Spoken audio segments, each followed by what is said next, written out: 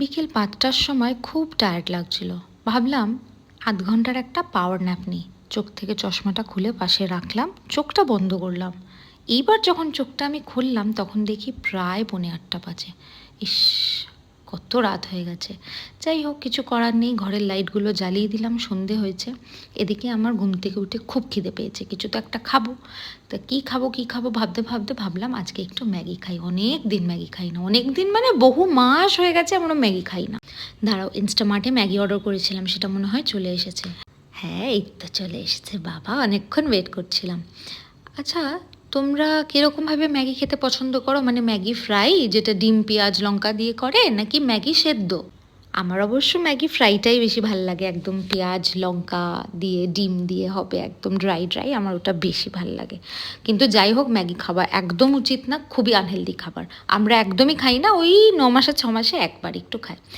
এই পাশে গ্যাসে বসিয়ে দিলাম চায়ের জল, আর ওদিকে এবার ডিমের ভুর্জিটা রেডি করে নেব। দিলাম একটু লবণ, আর ভালো করে ওটাকে ফ্রাই করে থালায় তুলে নেব।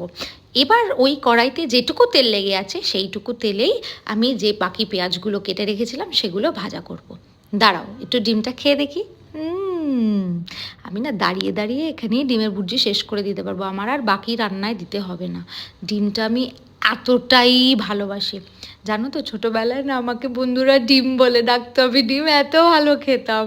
মানে এখনও খাই, খেতাম কি বলছি, এখনও খাই। যাই হোক, এদিকে আমার পেঁয়াজগুলো ভাজা হয়ে গেছে, ওদিকে আমি মশলাটাও দিয়ে দিয়েছি, ম্যাগির যে মশলাটা দিয়ে তারপরে ম্যাগিগুলো দিয়ে ওটাকে জল দিয়ে ঢেকে দিয়েছি। এবার ও নিজে সেদ্ধ হবে। এদিকে আমার কাজ প্রায় শেষ। এইবার আমি দোকান বন্ধ করব, আর এই কামিং উইকের জন্য আমার দোকান ফুল বন্ধ থাকবে, কোনো ডিস্টারবেন্স নেই, কেউ জ্বালাবে না। একদম দেখা হবে, আবার দোকান খোলা হবে 26 তারিখে। উফ, কি মজা! এই দেখো, গল্প করতে করতে আমার ম্যাগি একদম রেডি। ওপর দিয়ে একটু বিট লবণ আর চাট মশলা ছড়িয়ে এই ঘরে চলে এলাম। প্রচণ্ড গরম লাগছিল, তাই জন্য একটু এসি চালিয়ে বসেছি, আরামসে মজা নিতে নিতে খাবো।